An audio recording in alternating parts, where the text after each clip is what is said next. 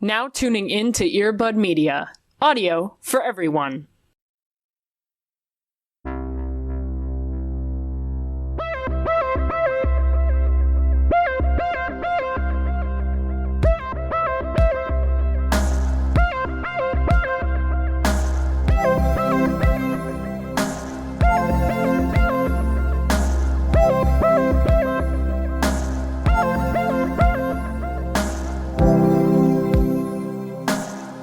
Welcome to the space. We're glad you're here. Yeah. What snacks did you bring? Right. Oh, you didn't bring... Oh. Cody, did you not email them? Wow. Okay, first of all, bold of you to assume that nobody brought any snacks. You didn't even give them a chance to respond. That seems a little rude. No, please don't pull out those crumpled up goldfish from your bag. No, I don't want those. Actually. Yeah, I have a Fruit Loop. I have a one really old Fruit Loop in my bag, yeah, actually. I have a very sweaty pack of Gushers, which, as we know, we will eat regardless. Oh, fuck. You can't just... We're going to be sitting here for an hour, and now all I'm going to be thinking about is Gushers. Fuck you. I've ruined this podcast from the start. Oh, my God. Do you remember... Okay, this is going to be a weird pull. Do you remember, like, when you saw Madagascar for the first time, which probably was, like, 20 years ago? Sure, yeah. Because we're old as time. Weird, because we are crypt keepers. And those weird animals that were also people saw the other animals that were also people as food. Oh, yes. I feel like if you were in front of me right now, I would be seeing you as a gusher. I would look like a gusher. Yeah, it's true. And also, to be fair, we don't look at each other when we do these recordings. So really, I could just be a haunting phantom of a gusher right now. That's my corporeal form. I wouldn't be surprised if I ever meet you for the first time, ever. Yeah, who knows? And you had one of those, like, heads that are a gusher. That would just make sense to me. That's kind of the energy I'm trying to exude, in my day-to-day just one life. of those big old lemon heads. That just makes sense to me. Exactly. Yeah, I am a lemon head. Or, like, not the hamburger, but the Mayor McCheese, or just like a... Oh, like my God. Head. That's the vibe I'm trying to... I'm the big purple one, whichever one that one was. Oh, Grimace? Yeah. Grimace had a thick ass, and that's what I'm trying to go for. Okay, well, this is going off to a great start, I feel like. Anyways, welcome to Into the Twilight, where we talk about cryptids and shitty romances, and also the McDonald's characters. Grimace is a cryptid. 100. That's exactly what I'm saying. 100%. The McDonald's family is all cryptids, if you really think about it. Anyways, hi. This is a weird energy. Yeah, I love it, though. Same. I wouldn't change it for anything else. How are you doing? I'm doing pretty good, besides, decompressing, imagining Grimace as a thick king. It's just my truth, okay? Representation matters, absolutely, for sure. But yeah, I'm doing pretty good. I wanted to bring a quick little happy thing. Are you sure this is a happy thing? No, the image is deceiving. And that will be made clear here. But this is I put in the show notes a screenshot from the new Ace Attorney video games. Great. That have come out pretty recently. And I want to talk about Ace Attorney, because Ace Attorney fucking rules. But I super got hardcore into the original Ace Attorney series when the Newtons happened. I was like, fuck yeah, they're always on sale, like, every time. Hell yeah. But it's, a classic, like, visual novel-esque kind of game in which you play the most fool of a lawyer ever. And always gets himself into trouble most of the time. And every single one of these games, like, you always start off with him having to defend himself because he got into a weird way and he's accused for murder. Like, it's always the most terrible crimes. And he's like, oh man, how do I get myself out of this predicament? But recently, they just came out with new restorations of games that were never in America. They were only in Japan. And all of the graphics are, like, girthy as fuck. Like, it's very weird seeing these people be in 3D, because, like, regular Ace Attorney, it's all just, like, like a regular visual novel where it's all just super flat. So it's also very weird to be like, oh, these guys move and have you can see facial features, and it's not just whatever. But this screenshot right here is a big mood from the beginning of the game. Has gotten himself in a predicament where he is wanted for murder based on happenstance and And he's like a student or whatever, so he doesn't really know anything that well. But he's like, yeah, I'll defend myself. I can do it. Like, I gotta do it for myself. And they're always like, here's all the evidence against you. And he's just like, oh, man. And his hands are just on his head, on his desk. And it's a whole ass mood. And that's the entire series of the games, where it's just people being like, here's why you're never gonna win this case, regardless of who it is. Like, this is totally a, open and shut case. And there's like, but what if I have the belief in me to, like, find evidence and prove you wrong? And it's always a mood and a half. Damn. Looking at this, like, the graphics is really pretty. I love gorgeous. The colors. Yeah, it's really stunning. The writing's always just like, everyone's just clowning on Phoenix Wright and, like, whoever is the ace attorney, being like, you are literally a fool, and you just are yelling objection and enhance and whatever, like all these weird catchphrases that you get from legal dramas and stuff. I love that. Yeah, so I've been diving into that, and I'm enjoying it, and I love my weird lawyer boys, just trying their best out here. Fuck yeah, dude. How are you doing, my friend? Oh, I'm just living. Yeah. Living La Vida Loca. Truly. I am just here. Anyways, my happy thing for this week is the new album that Halsey put out. Ooh, yeah. So they released the album If I Can't Have Love, I Want Power. Great title. It is. The title is great. The cover art is fucking fantastic. Because it's just, she's like regal, and she's like, I don't know if it was her son at the time, or if it was like another baby that they're holding, but it's just like tit out, like it's just like very like regal. Love that. I have a horrible habit of not listening to an album all the way through, like the way God intended. Right. Like it used to be a problem of mine before I started ADHD medication, but now I'm a changed bitch. Yeah. And I can, I have enough. You can finish something. Let's go, Queen. I can. I have enough attention span, which is incredibly helpful because Halsey has no skips on this album. Fuck yeah. I will say, I have not been like a Halsey stan. Yeah.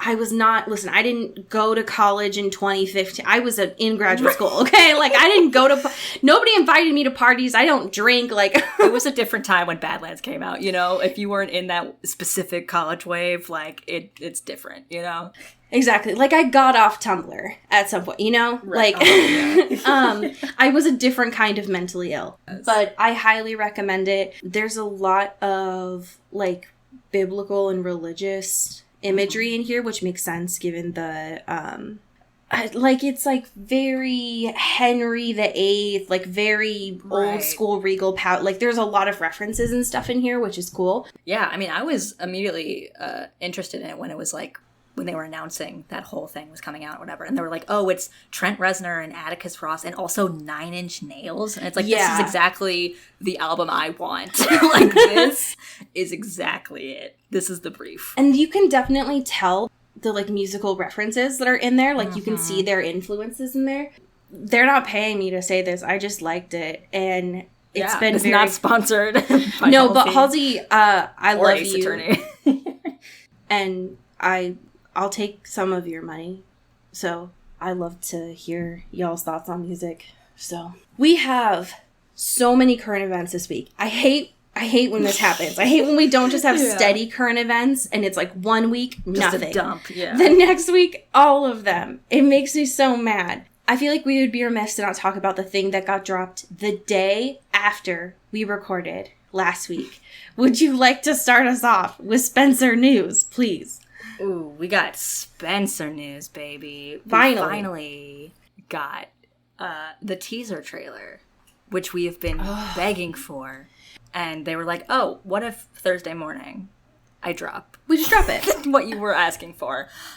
It's fine. No hard feelings, Neon. We can be besties.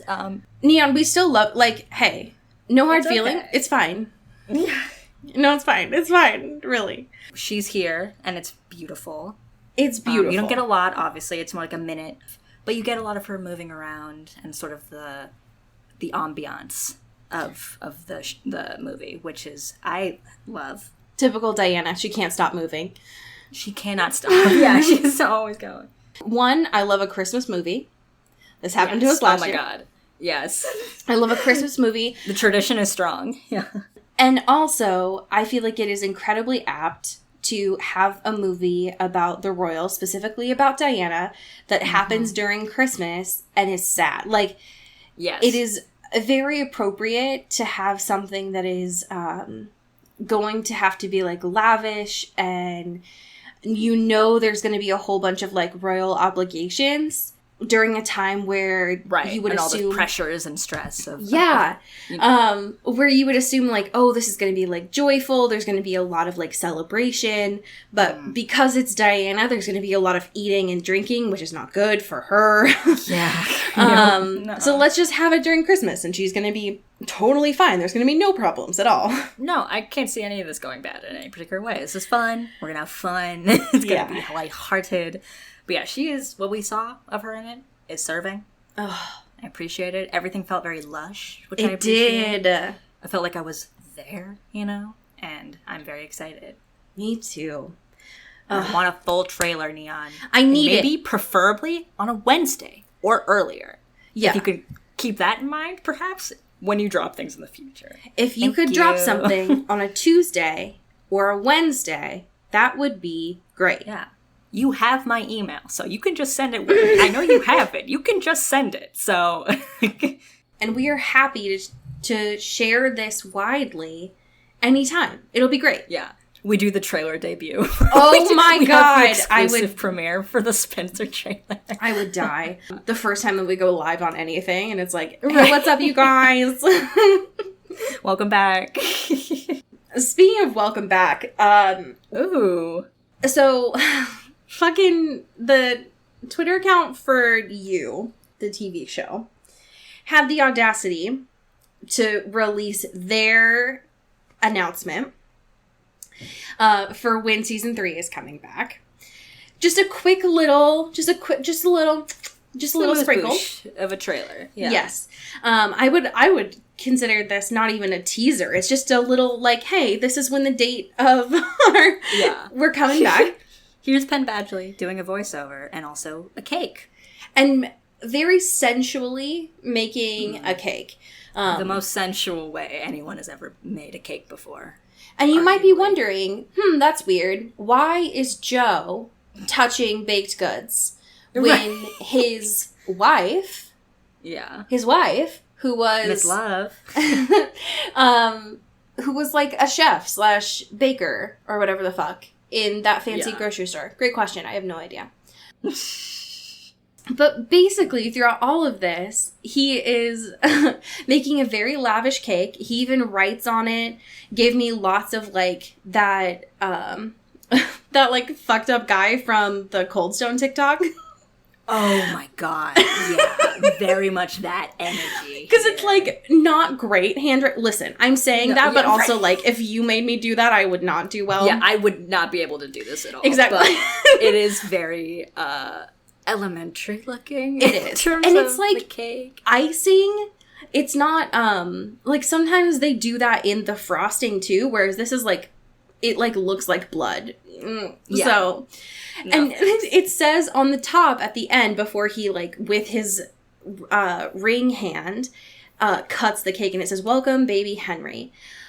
That's it. That's all it says. Oh, and then it's coming October 15th. Yes. So soon. Yeah. Yeah, so get ready. Lots of stuff coming out this year, which is good because I don't know about you all, but I'm not leaving my house anytime soon, so I need new stuff to watch. Yeah, certainly. So I am more than happy to imbibe new content, even if that is season 3, where theoretically Joe will have a baby strapped to his chest and still be killing people. Yeah, love that. So who's to say? This last piece of content I'm incredibly excited to know your thoughts on because I don't have a lot of references for this. Yeah, I am also in a similar boat, but we can go through this together. Oh, absolutely. Thank God. Okay. But we have Vampire Academy news, baby. Thank God. Something relevant. Something relevant. After being teased of many different adaptations of these novels, not only is the Peacock adaptation series of that Vampire Academy confirmed, it has a cast now. Which seems like it might actually be happening at this point. Which, yeah, is farther than most have ever gotten, I feel like. So Right. this is a good step. You know, it's more encouraging than other projects we've seen before. But we have a cast. We have, I don't know if her name is Zizzy Stringer. Her Instagram bio is Gaslight Gatekeep Girl Boss, so I just want that to be my for the God. record. I just want that to be known. And her real big thing was Mortal Kombat and hasn't done really much else. Fuck, yes. Film-wise or TV-wise or anything. But she's going to be Miss Rose. I And love she's this. Stunning. Can I just say, she is stunning. Truly, I'm very excited. it makes so much sense for Rose, who's like the fucking has looks for days in this academy, Yeah. for it to be her. I love it. Yeah, seriously. And like having, you know, a woman of color Oh in my here God. is wonderful. I love it. She's gorgeous. I think, you know, I've not seen Mortal Kombat or her work, but I, you know, just on the Instagram bio alone, I have faith. Especially because, at least so far, with where we're at Yeah. in this book, there's a lot going on with the Hampiers that lends itself to talking about discrimination. So I think that, like, Yeah. if Peacock does this well, which again, I don't have hope. Like, I'm keeping my expectations very low.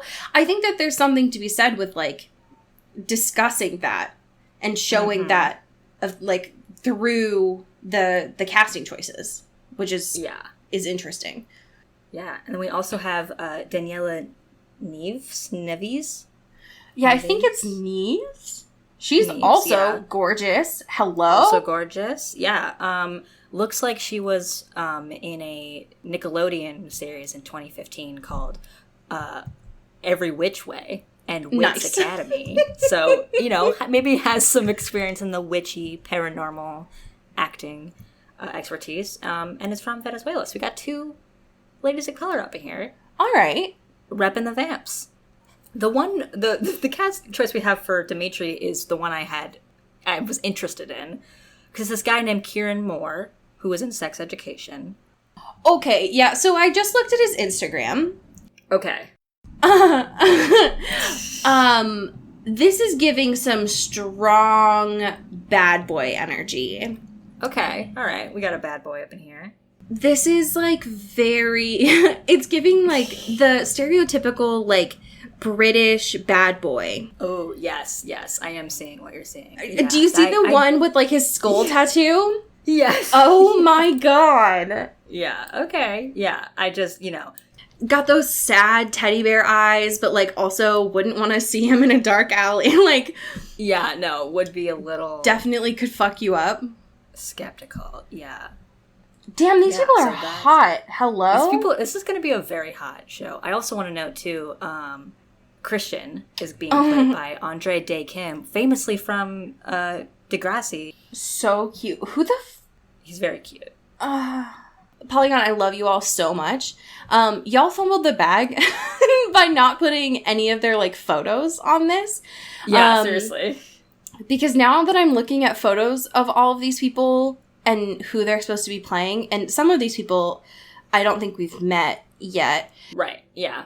But one that I'm seeing is Andrew Liner, who's going to be Mason. And Yes. if that is not the best choice for Mason, who, as far as we know, right now, anyways, is just like a soft simp, that feels like a great choice. Yeah. This leading cast is Very really promising. hot. It's Which makes me wonder if Peacock is going for is like this a CW. Yeah, like a CW Yeah. kind of energy with this. Yeah, I mean, that would make sense for them to do more of like the teen targeted stuff, you know? Oh, I completely agree. I feel like that would be where they know their money is going to be. Yeah, absolutely. Especially since right now CW doesn't have that anymore. Like, it's just Right. Riverdale, really. Yeah, it's all Riverdale. Oops, all Riverdale. It was all Riverdale. Because they don't, I mean, that's it. There's, and Right. there's superhero stuff. Yeah. So if Peacock if they know where their demographic is, they should lean into that. It'd be smart for them. Yeah, hard agree. Interesting. Well, I hope that we get a little bit more information as that goes on, because now that I'm actually like getting into the series, I want to know. Like, yeah, I'm curious. Exactly. We have a listener question here. Would you like to update us on this? Because you were the one who texted me in a panic. It was the second it landed in our inbox, I opened it and I was like, Allie, you need to get into the inbox as soon as you are physically able to. I swear to God, I think it was at like either 8:30 or at like 9 o'clock at night, and I was like about to go to bed, and I thought there was something wrong, and it ended up being no, there was something very, very right. No, what it was a gift from our dear listener, Michaela. Thank you, Michaela. Who stitched together something we've been wanting to do and just haven't for years now. Literally years. Which is a supercut of our intros of being welcome into the Twilight or into the whatever the fuck we say, into like a 5-minute beautiful moment. It's so good. It's the most flattered I've ever been in my entire life. It's so good, and it's cut so funny. Like, it's just very good. So I appreciate Michaela for all the work, because I was laughing about how amazing the whole time. I was laughing the entire time, and it's my voice. Like, oh, maybe we are funny. Like, someone made us funny. That's cool. I never laugh at our podcast because I'm listening to my voice, and I hate that. But Michaela is somehow a fucking wizard, master of all 4 elements, apparently. Somehow made that happen, and I love that. So, Michaela, you've done the Lord's work. We've been wanting that. Thank you for being the biggest sim. Truly. Love that. You are respected here. We have been wanting that for literally like almost 5 years now. So you deserve, treat yourself today. You have, we're telling you to. Yes. So it's a requirement. It is. That's your homework for today. Is to treat yourself. We have a backstory here, a Twilight backstory. This is from Finn. Great. And I'm excited to read this to you here. So, Finn says, to start off, forgive the email address, which I will not read to you, but it was good. I made it when I was in middle school. I'm not a patron, but my name is Finn for the sake of email etiquette. I've been meaning to send in my Twilight backstory for a while now. I think it's interesting because it's confusing, which isn't helped by my terrible memory. For context, I'm a non-binary lesbian, which does come into play. My stance on Twilight as a franchise flip-flopped a lot over its time in the spotlight. I can't remember if I started the timeline as against it, pretending to be a fan, or just neutral. I do know that I've been all 3. My mom was and is a huge fan, owning and having read all the books as well as watching the movies several times over, and even making my dad watch along. A vivid memory I have watching the first movie with the daughter of my dad's friend was when I was about 11-ish, but I don't think I actually paid attention aside from the spider monkey line. But I did have to leave the room at the ballet scene because the sound and sight of blood made me feel sick. I'm pretty sure I've seen all the movies at some point, but I only have memories of the first 2, and my mom making me leave during Breaking Dawn Part 1 when they started getting down because I was still an innocent tween to them. I do know that the height of my pretending to like and care about Twilight was when the Eclipse movie came out, because there were pictures of Taylor Lautner everywhere, and I pretended to be attracted to him because it made my dad uncomfortable, and I found that funny. I do think I decided to be Team Jacob because I knew from online sources, Tumblr, that, that Edward was creepy and gross and assumed Jacob was the better choice. It took me years to realize that Jacob was basically never even an option to Bella, and until listening to your podcast to learn that Jacob was just as gross to Bella post-werewolf. Once again, you're welcome. Once again, I don't know in what order these phases occurred, but I know I fell into the internalized misogyny trap of hating Twilight with a passion at least once in this period. I argued with my mom, not in any serious way, just mocking it and not enough to actually upset her. I made sparkling vampire jokes, all of it. Eventually, it fell out of the public eye. I stopped caring, realized it was bad for different reasons, then I had mocked it over. Then came the Twilight Renaissance. I found the jokes funny, but didn't have any interest before listening to this pod's TikTok account. Despite having no interest in Twilight, I followed you because I found the clips funny and eventually started listening. It was all I listened to for several months. Oh, God. And learned so much about the actual books from your reading that I couldn't help but share with other people that had never read them, and started really wanting to have Twilight movie nights to make fun of it, and also it's fun and goofy. So my friends started associating me with Twilight. Cute. They say, sorry if this is long to read. I love the show, and the two of you, thanks for reading. Finn, that is a journey, but that is cute as fuck. So I love it. I love that a lot. The fact that your friends associate you now with Twilight is very What cute. a rebrand, you know? Truly. Yes. So I love that. Thank you for sharing. Being able to get all of your backstories throughout this is low-key one of my favorite parts of the show. It's the best. It's so good. It's such a vulnerable, fun space, you know? The fact that you all feel safe enough to share those with us is literally, like, the best part of the show. It's so good. Yeah. The last time that we left off, Lissa, if I remember correctly, was going dark side. Yes. Doing church crimes. You're right. Oh, she was, like, standing in class and being like, be my friend in a totally straight way. Using her compulsion moments to get over friends and to like her again and to get them off Rose's back. And also, I think she started hanging out more with Aaron. Yes. Yeah. And Mia was having a fit. Right. With it.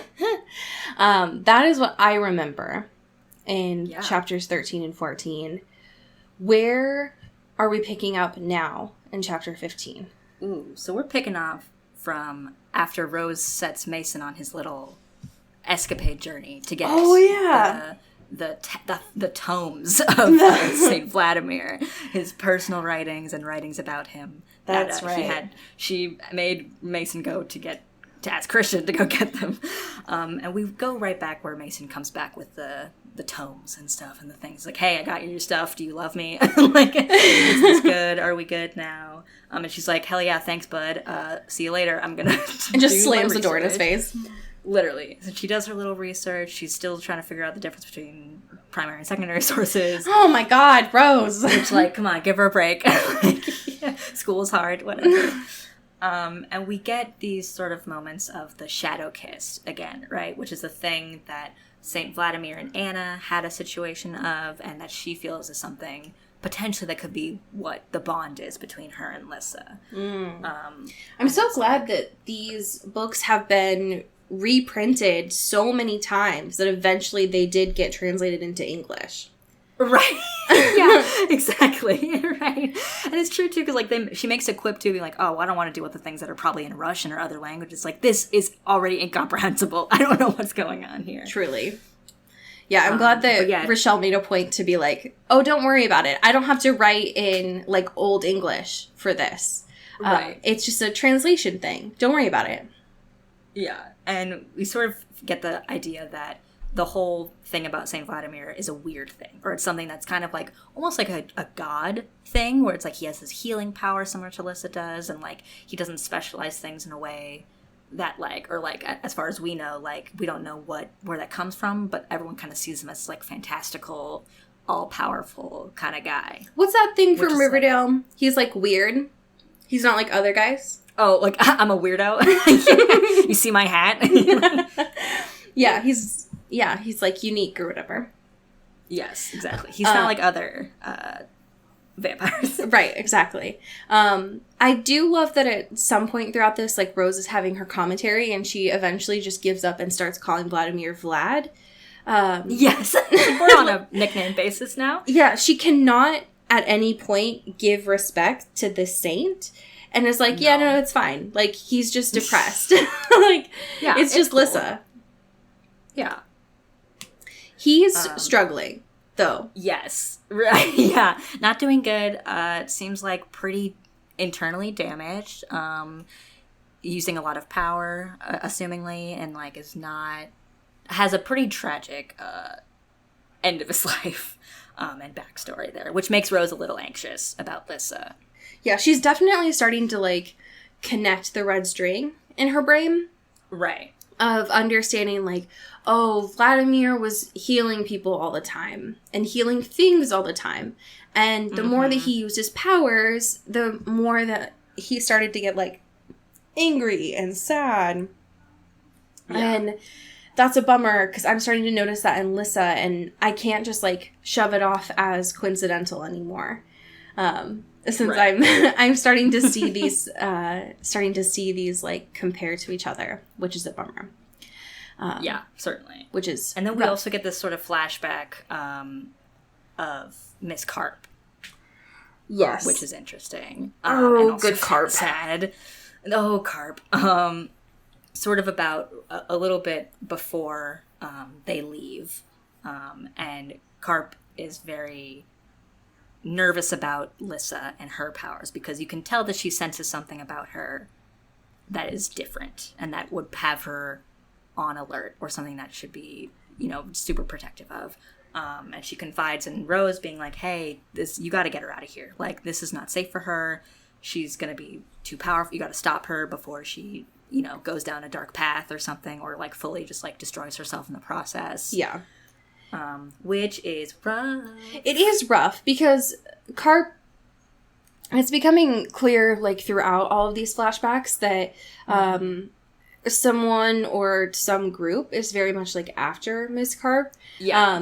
And that, like, her time is clicking down, which we can kind of see, like, in this, because she, like, goes away and then never comes back. Yes. But also, you are saying to theoretically, like, what this would have been, like, a 14, maybe 15-year-old in this moment. A child. Hey, your friend is going dark side. I need you to take her and yourself out of this academy that is, like, impenetrable and get out of here. Minors, leave. Right. Like, I'm going to put this on your shoulders, and then I'm going to be, like, dragged out of here and never come back. Like, hello? Like, yeah. It's just something that is definitely a part of a lot of, like, heroes' journeys.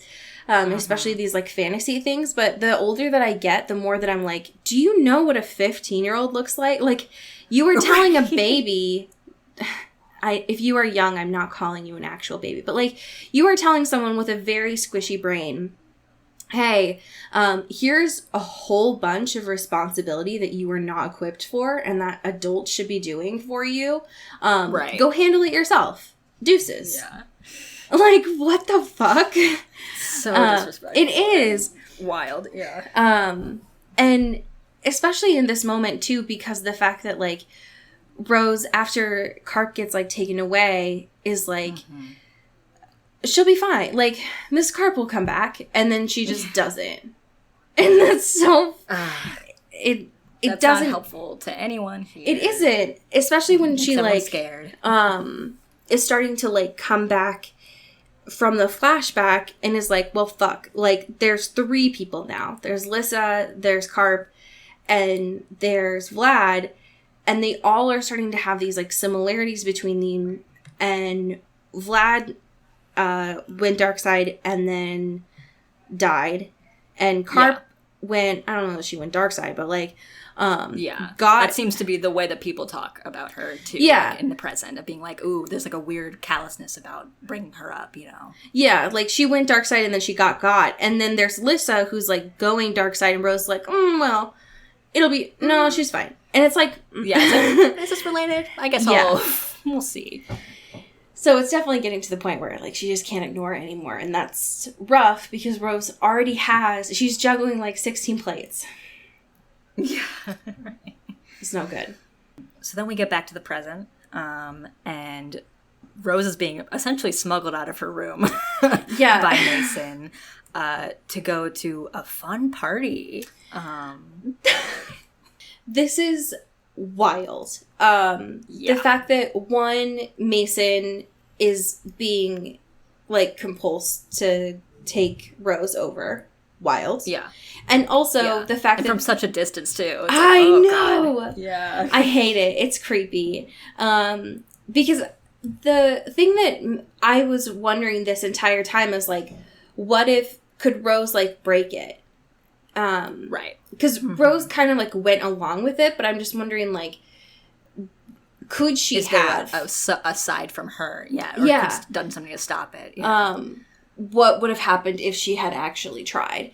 And then, too, the thing that... This is not funny, but I was having a hard time keeping a straight face while reading this, is, like, there are... maybe like 5 royals in Lissa's room, and then there's obviously like Natalie, and the royals are having a good time. They're listening to music, they're passing around whiskey, you know, like super. They got little plastic cups. They're having a great time. Vibing. Yeah. And Lissa is just sad, just like not having a good time, and it's just one of those things where. It reminds me a lot of, honestly, like, being in high school, where it's, like, you wanted so much to be at the party that you thought, like, was the it thing happening that weekend. And then as soon as you get there, it's like, this fucking sucks. Yeah. Like, actually, this party blows and these people are terrible and I'm having a bad time. The music is shitty. Like, it's so loud. The alcohol is gross. Like, I actually don't want to be here. And so Lissa's, like, standing there, having organized, like, compulsed everyone to be there. And it's like, ma'am, you don't even want this. Why are you doing this? You don't need to do any of this. And you're clearly not having a good time. Especially when Rose hates it, too. Rose hates it. Yeah, she's very, obviously, in tune with her emotions and stuff. And, like, sees that she's having a bad time. Yeah. And also Natalie's having a bad time. Because Natalie's just kind of, she's like, I live here. And, this used to be my best friend. And, like, now we're just, like, hanging out with these randos that we don't really like.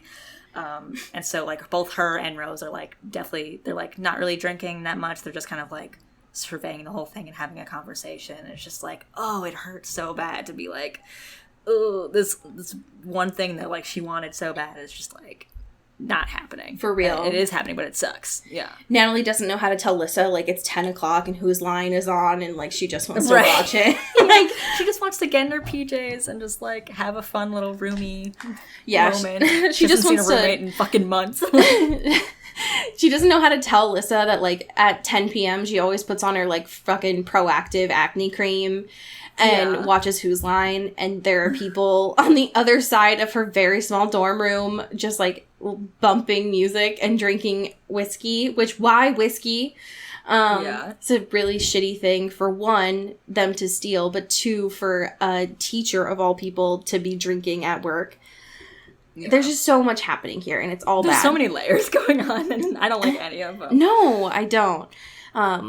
Especially because the main reason why this scene happens is there's one guy who's here, and he was like, hey, he, like, for some reason doesn't seem like... Yeah, fucking Xander, of all people. Of course his name's fucking Xander. Yeah.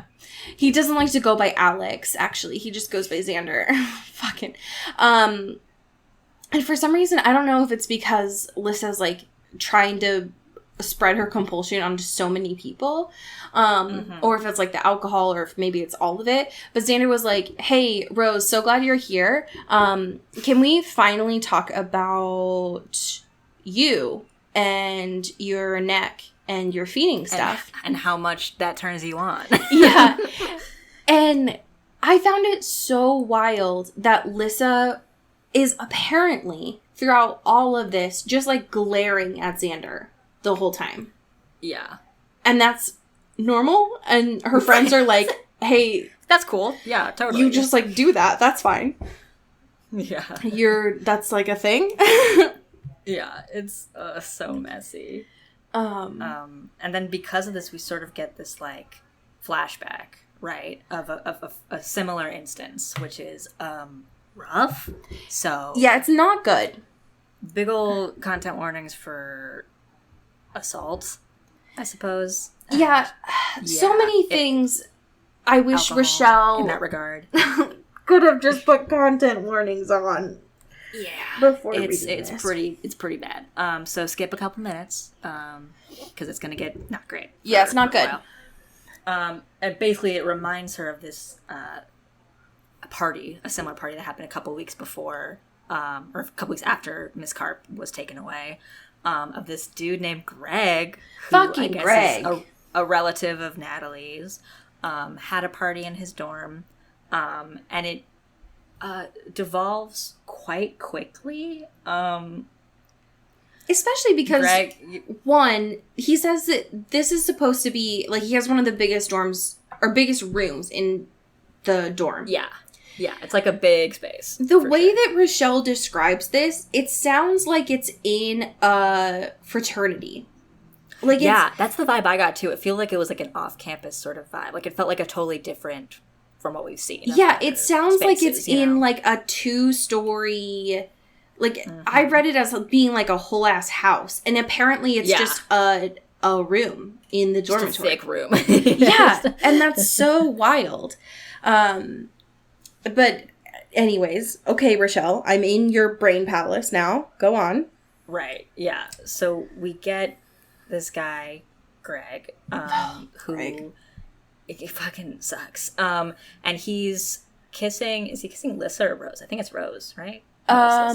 Yeah, because she's looking... Yeah. Yes, Rose. Because Rose is on the lookout and stuff like that, and they're, like, having their own little kind of funky school party moment, whatever, and then realizes there are humans. Like, there's one human in particular named Wade, who's, like, you know, just is a feeder, right?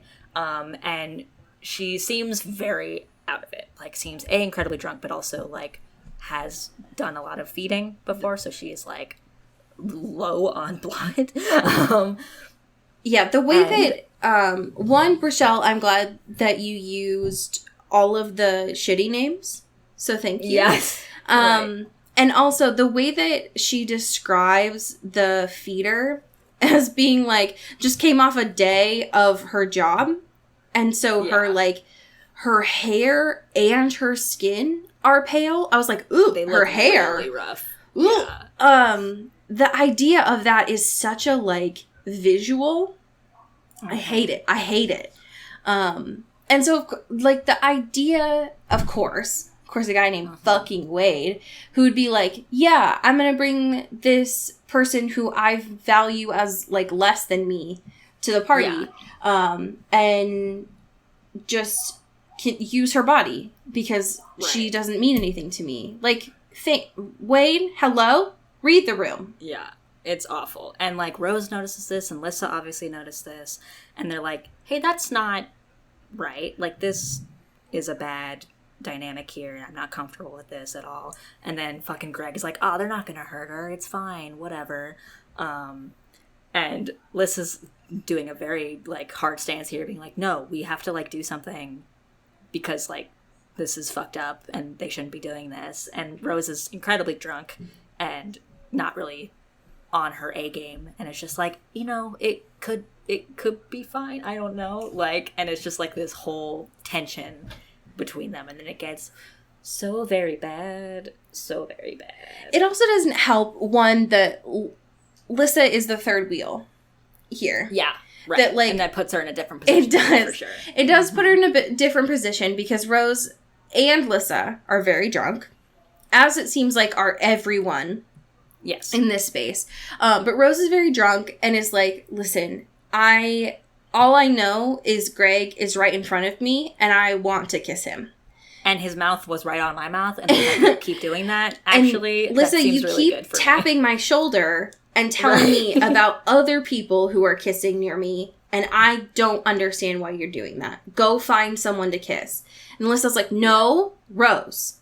Like, this is a social injustice. And Rose is like, ma'am, like, right. I have lips to kiss. And it's like, finally, Lissa's like, no, you don't. I know that you are drunk, but this is important. Yeah, and, like, you can see this happening, like, in the middle of the room, too. Like, where Wade and this human girl are, like, he's up in her neck and stuff like that. And there's, like, multiple other men there, too. Yeah, and there's exactly, which, like, shifts the thing, for sure, of the mood here. And Rose and Lissa are like, no, let's not, people are uncomfortable with this sucks, don't do that. And then they're just like, fuck it, you can just get the fuck out of here, and then we'll just do whatever we want here, which is not good. No, it's not. And what I didn't realize when I read this the first time is that what I thought was like a 2-story space was not. It was that when Rose confronts them and the other people are like, yeah, that's actually really weird. What are you doing? Yeah. Right. Wade and the other people go to Wade's room. I thought it was the other guy's room. Yeah. Right. It's not.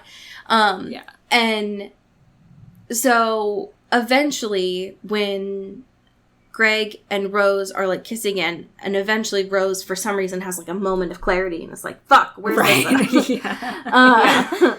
Because even when she is like lips deep in a man, she's like, where's my bond, babe? My bond. And Greg is like, don't worry about Lissa. She's probably in the bathroom. And of course she's not. Mm-hmm. Lissa, because she has no one to kill, like she's nothing to do. There's nothing else going on that she's like very bored at a party and you want to be a girl boss hero and save someone. And naturally, like she's hyper fixated on the fact that like this is not okay. Which like I don't blame her. Like it's fucked. No, and no one was doing anything about it. No, fully understand where she's coming from here. The issue obviously is that she girl bossed her way into Wade's room and compulses him to nearly kill himself. Yeah. Like makes him break the window with a bat and this girl is like cowering in the corner, obviously incredibly scared about everything that's going on, but especially this moment. Yeah. And it's not stuff. Good. Especially like Lissa, hey, get it? Yeah. I also don't know that I wouldn't do the same thing. But they describe her as the feeder girl, which is what I'm going to say because I don't know what the fuck else to say. I don't know this girl's name. But, like, this woman has been through enough. Can we just not? Can we get her out of the room? Day. Can we get her out of the room and then you can do what you need to do, Alyssa?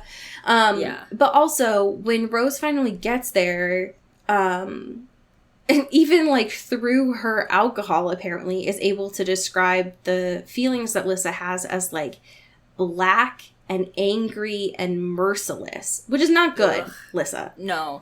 And not what we've come to see from Lissa so far. Exactly. Very out of character. Not the kind of girl who would, want to revive an animal and, like, struggle to do so. Which is not good. But Rose eventually makes her drop the compulsion. They get out of there. She's reminded again of the whole Mrs. Carp cry of help or whatever. Right. And they go back to this present day party scene. In which Xander's trying to fucking do the same shit. Just trying to do a little horny fucking blood moment. But it's okay, because Rose is able to dismiss the tension. And so Rose is like, I have a moment of sobriety here. I'm not going to let that happen again. Stop it before it happens. Let's go. So that way, Lissa doesn't have to, like, get all X Games mode. Dark X Games mode. Which is good, because that is not the feeling that we want. No. Just... Because the way that she describes it is just, like, almost like a like a void of feeling, which is not a good feeling, I would imagine. Not a good sign, yeah. So where does that leave us with Chapter 16, then? Chapter 16, we go back to sort of seeing the ramifications of, like, the compulsion and stuff like that. The gossip seems to have died down at this point. But one new piece of gossip that is different from the Rose situation is we got a new hot couple in the scene here. Whoa. Lisa and Aaron. Yeah, this is doing it. Yeah, it's not great. I'm not a fan of this. Just a full disclosure here. Because if you're unaware, Aaron was formerly Mia's boo thing, and they had a big old fight, and they're over. And so Lissa was like, let me swoop on in here while I'm already on my whole little parade of just snatching everyone up and being, boss of the school. Let me just get in here. And they do that. And they are so overt about it. They are just always on top of each other. very, very explicitly, like, in front of Mia, in front of everyone, making sure they know that everyone else knows. Not with the purpose of getting back with Aaron, like she was before they left. Right. Because she was with him, Totally, they had sex, all that kind of stuff. Just for the purpose of further destroying Mia, which is not... Yeah. That is not... Please don't use someone like that. No. That's not Just how a word we of do advice. stuff. That's not how people in relationships work. And there's ideally. a point, too, where Rose says, like, Lissa... like, through the bond, Lissa was only showing him, like, mild interest, but she was looking at him like he was the most fascinating person on the planet, and, like, that's fucked. Because, like, don't play with someone like that. That's not nice. And also, it's a waste of your time. Right. So... You don't need to do any of this. No. So yeah, Mia's down bad. Christian is very, very down bad. Christian is pissed. But he won't tell anyone. So sad. No, yeah, he's keeping it all in a little bottle in his heart. And then we get Rose, who's still kind of thinking about the Saint Vladimir thing and the Miss Carp thing, and being like, let me do some of my own research, huh? Let me go to Mrs. Carmack and get some tea about elemental stuff. And about St. Vladimir. And they have this whole back and forth about how, like, Vladimir didn't really specialize in anything like most Moroi and Royals do, and, like, Lissa is not able to at this point. And the healing thing isn't really associated with any of those specific elements, which is important. And so she's like, well, are you talking about St. Vladimir, or are you talking about Lissa? We can talk about Lissa. I have no poems here about Rose is about like, gotta go. Rose is like, I don't know who you're talking about. What is that? I don't know who Lissa is. I mean, fuck. And she's like, no, don't worry. Like, I'm sure she'll grow into it. She's performing well in all of them. Just one has to burst through, and it can happen any day now. And Rose is like, yeah, okay. While I'm here, though, what about Miss Carp? Did she have anything? Just, like, totally random, not at all relevant to this conversation. But, like, what was up with that? And she was like, yeah, I guess I forgot about it, but she definitely didn't specialize in anything. She was one of those rare cases in which she just didn't have an element. And she's like, all right, noted, interesting, gotta go. This was great, thank you. So now she's working at this whole theory of, like, them all having a similar link. They are all the Avatar. Yes. They are all the Avatar. And they have this healing and dark side moments to them, which is a lot to unpack. Because, of course, yeah, if you are trying to master all the elements, which seems to not be a fit, like, you're not supposed to be able to do that, then, of course, your body would be like, sure, I can do that, but my brain's gonna go, so you cool with that? Yeah, and from the way that the teacher, too, was talking about it, how it's like nobody really specializes in all of them because it's also incredibly energy draining, right? Like, people focus and specialize on one thing because they put all of their things into it. But if you spread yourself across all four, it's like it will totally mess you up, you know? And it's supposedly not even supposed to happen, you know? Right. In the first place. You know, super normal, then. You know. So, so Lissa's doing great, and nothing is of concern at all. And that's great. Yeah, super normal, then, that one of the recognized times that it's happened, you call one of them a saint, then. Cool. Right. Love that. Yeah. And has only been really known in legends and a mystery and, like, a god sort of moment. So it's like, cool, great, good to know. Put a pin in that. Good to know. Then Rose has this little conversation with Lissa, finally having a real talk moment of being like, hey, a come to you're Vlad worrying moment. Me. Yeah, a come to Vlad. I've had a come to Vlad moment, and you are concerning me. You don't have to keep up this charade anymore. I know you're not happy. You don't have to lie to me. Like, this sucks, and you don't have to do it, right? And your whole energy thing and the compulsion thing is making me upset. And she goes on the whole recap of the Vlad stuff and tells her everything, finally, about what she's digging into and Miss Carp. And Lissa seems to be very, like, defensive about this, of being like, no, those are coincidences. Like, I'm not gonna go crazy. Like, I'm not gonna, like, wild out here. You know, I'm okay. I'm in control. And it's like, Lissa, you are not in control. Very clearly. It's okay. And just having that sort of just keep in her mind of being like, all right, this is something, at least I have some sort of name to it or something I can reference to, that maybe this is why these things are happening or who I am, you know? Right. I think that, one, it would be wild if Lissa wasn't defensive. Right, of course, absolutely, yeah. Because she's like, what are you talking, like, hello, I'm doing this for you. You don't like all my new friends, and all no, the rumors don't exist anymore, and we're all having a great time, and we're having very cool parties that we all love equally, for sure, and I'm having a great time, and I'm popular, and I love it here, so I don't know what the problem is, bros. Yeah. But I think that I was personally surprised that just within this conversation alone, Lissa started to, like, budge on that a little bit. Yeah, and it's not, and fully, I was not expecting that. Yeah, it's a good start, which is, I think, more than I would have expected from someone being accosted with that information, right? Because it's a lot to unpack and a lot to be confronted with at once. But she's like, I'll, stop with the compulsion stuff. I'm still gonna, like, hang out with Aaron and, like, my friends, just so I don't want to, like, ghost them, but I'm gonna, like, tone it back because I don't need it, and I can do this myself, which is great. Yes, which is a good start. Yeah, a good start. Yeah, baby steps, Yeah. The other thing I was not expecting during this, which is a very, I know that I've mentioned Eclipse in this before, but it's giving very strong Eclipse tent scene to me, was the conversation here between Rose and Christian. Yeah. Oh, man. Because Rose is, like, trying to be like, hey, I don't like you at all. Like, you suck and you kind of freak me out. You did light a guy on fire. I won't forget that.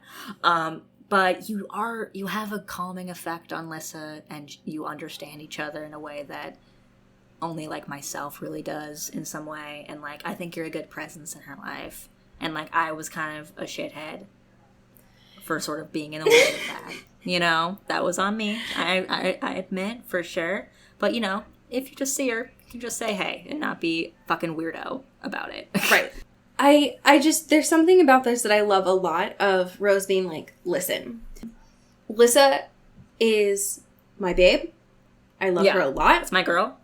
And Christian, you fucking piss me off. Yeah, but I hate you so much. And I could punch you right now.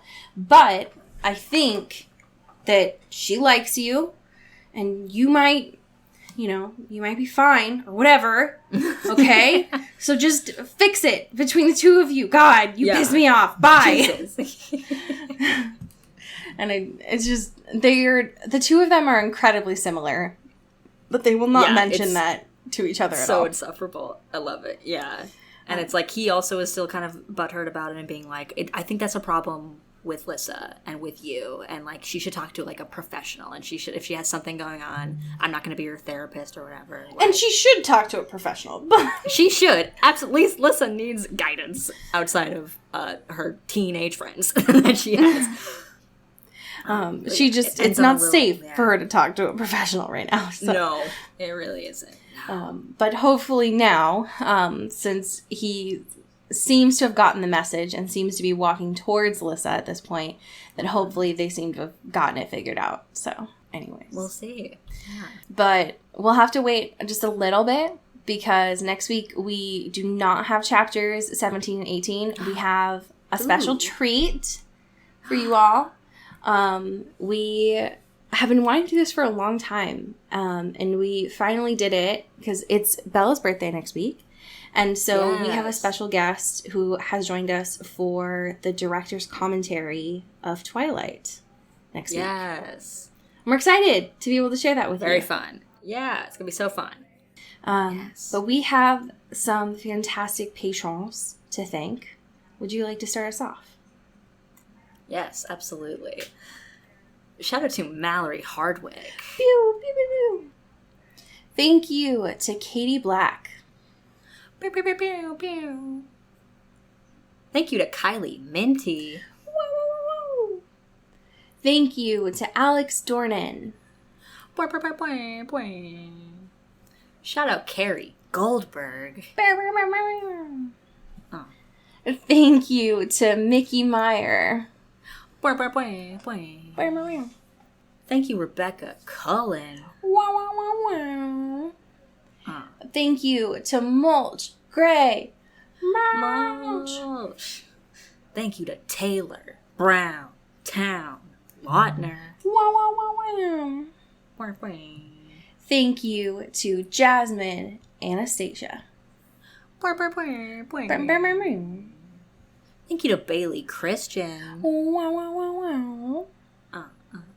Thank you to Cassandra Bomer. Ooh. Thank you to Christian Strider. Ooh. Thank you to Megan Pattinson. Thank you to Cassandra O'Shea. Ooh. Ooh. Thank you to Rachel Seeker. Shout out Ashley Dragomir. Ooh. Thank you to Alexandra Ozera. Thank you to Maddie Facinelli. Thank you to Genevieve Morgan. Thank you to Kelly Beck. Your mom, my mom, all of our moms. Ooh. Thank you to Sophia Salinger. Thank you to India Peach. Thank you to Laura Forty. Ooh. Ooh. And thank you to Abby Penn. Yes. So I have a fan fiction for you this week that was sent in by T. Thank you, T. Thank you, T. And doing the Lord's work. Truly. And they said, I have a fan fiction recommendation.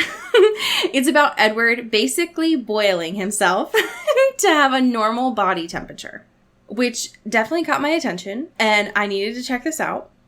Yes, I love it. So this was written by Broadonimus.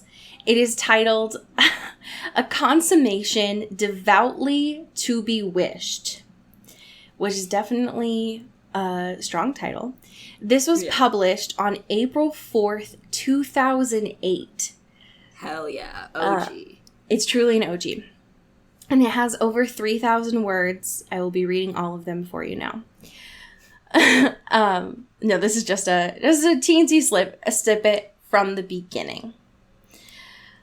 When he really does boil himself. It's a whole thing. Okay. Yeah. In the water, everything was quiet. With the others away hunting, I could lie here in the tub for as long as I wished, which, as it turned out, was 6.5 hours. I only sat up every so often to drain the bathtub and to fill it again with scalding hot water, after which I would submerge myself once more. I could be very patient when I needed to be. Earlier today, I had noticed that the pressure of the water on my eardrums as I turned my head slightly from side to side offered the illusion of a rushing sound, almost like blood pumping through my veins. I reveled in that for some time.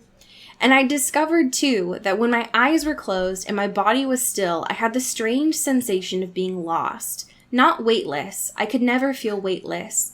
My body rested heavily on the bottom of the porcelain tub like a dead weight, which naturally it was. No, I lost the sensation of where my skin ended and the water began. The molecules that formed a perfect microscopic sleeve around my hard flesh seemed somehow to become part of me, or the strange atoms of my flesh seemed to join the hydrogen and oxygen, blending one into the next like I was expanding, becoming living water, or water becoming undead. It was odd. I liked it. End scene. I'm going to stop there.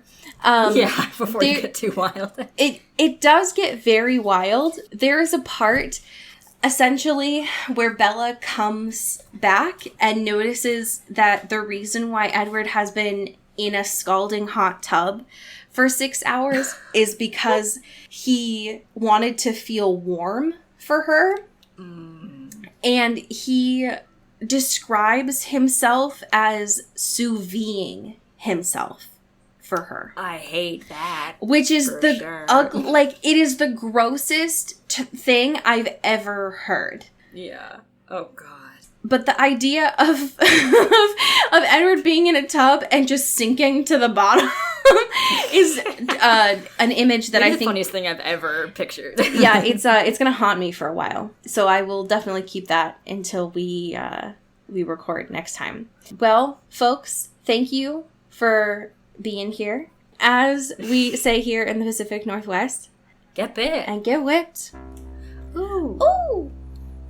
Into the Twilight is an Earbud Media production. You can follow us on Twitter at Into the Twilight or on TikTok at Into the Twilight Show. You can find me at Cody Corral on Twitter and Allie at Alexandria Does. And you can support us on Patreon at patreon.com/Into the Twilight. We have merch, so much stuff. All those links are in the episode description. And make sure to rate and review us on your favorite podcast hosting platform. It really helps the show. Thanks. Bye. You've been listening to Earbud Media Production. Earbud Media, audio for everyone.